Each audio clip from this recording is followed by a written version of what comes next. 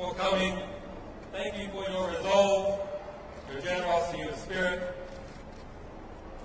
On Wednesday night, after a threat was sent to this embassy and police descended on this building, you came out in the middle of the night to watch over it. And you brought the world's eyes with you. Inside this embassy after dark, I could hear teams of police swarming up into the building through its internal fire escape. But I knew there would be witnesses, and that is because of you.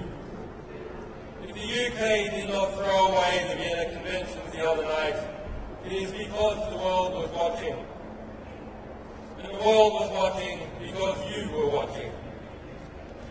So the next time somebody tells you that it is pointless to defend those rights that we hold dear, remind them of your vigil in the dark before the Embassy of Ecuador.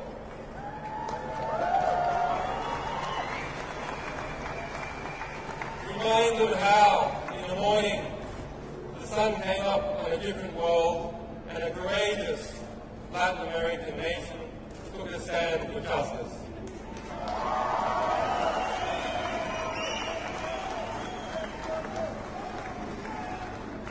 And so to those brave people, I thank President Correa for the courage he has shown in considering and in granting me political asylum.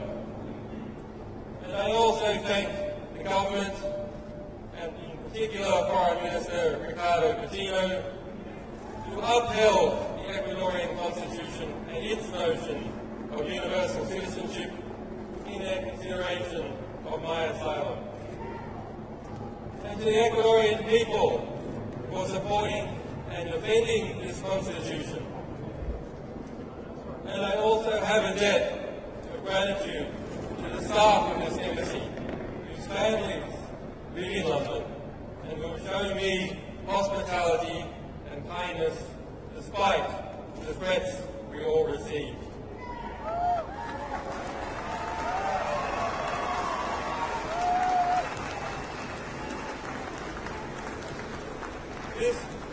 This Friday, there will be an emergency meeting of the foreign ministers of Latin America in Washington, D.C. to address this very situation.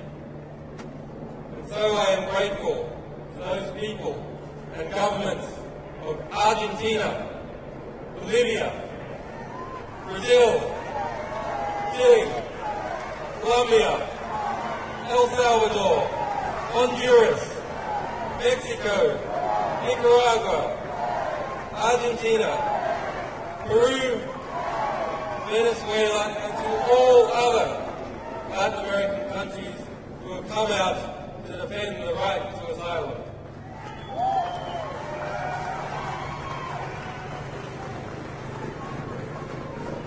And to the people of the United States, United Kingdom, Sweden, and Australia, who have supported me in strength, even when their governments have not.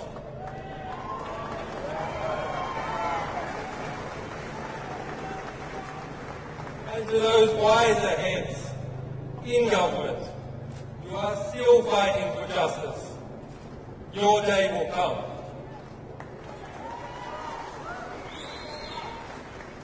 To the staff, supporters, and sources of Wikileaks, whose courage and commitment and loyalty has seen no equal.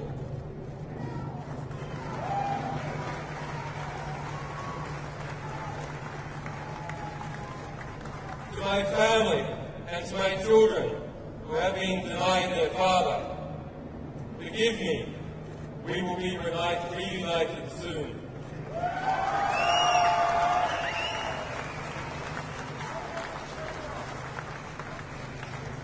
As Wikileaks stands under threat, so does the freedom of expression and the health of all our societies. We must use this moment to articulate the choice that is before the government of the United States of America. Will it return to and reaffirm the values, the revolutionary values it was founded on? Or will it lurch off the precipice, dragging us all into a dangerous and oppressive world in which journalists fall silent under the fear of prosecution and citizens must whisper in the dark? I say it must turn back.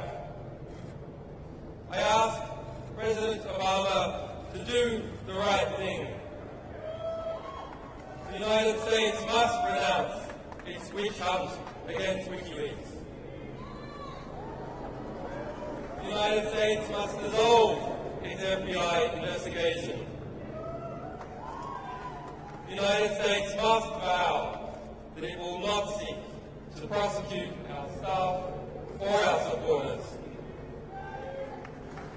The United States must pledge before the world that it will not pursue journalists for shining a light on the secret crimes of the powerful.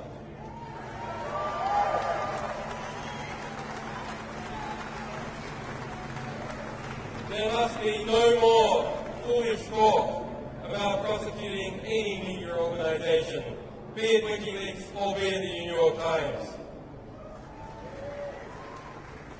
The US administration's war on whistleblowers must end. Thomas Drake, William Meade, John Carrickoo, and other heroic whistleblowers must be pardoned or compensated for the hardships they have endured as servants of the public record.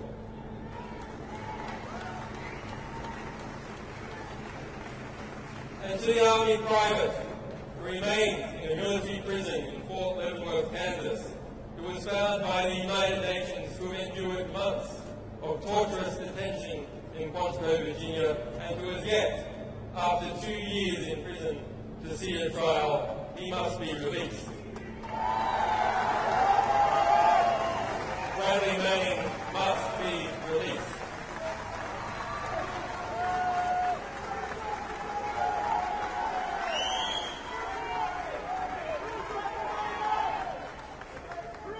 If Bradley Manning did as he is accused, he is a hero and an example to all of us, and one of the world's foremost political prisoners. Bradley Manning must be released. On Wednesday, Bradley Manning spent his 815th day of detention without trial. The legal maximum is 120 days. On Thursday, my friend Nabil Rajab, president of the Bahrain Human Rights Centre, was sentenced to 3 years in prison for a tweet. On Friday, a Russian band was sentenced to 2 years in jail for a political performance. There is unity in the oppression. There must be absolute unity and determination in the response.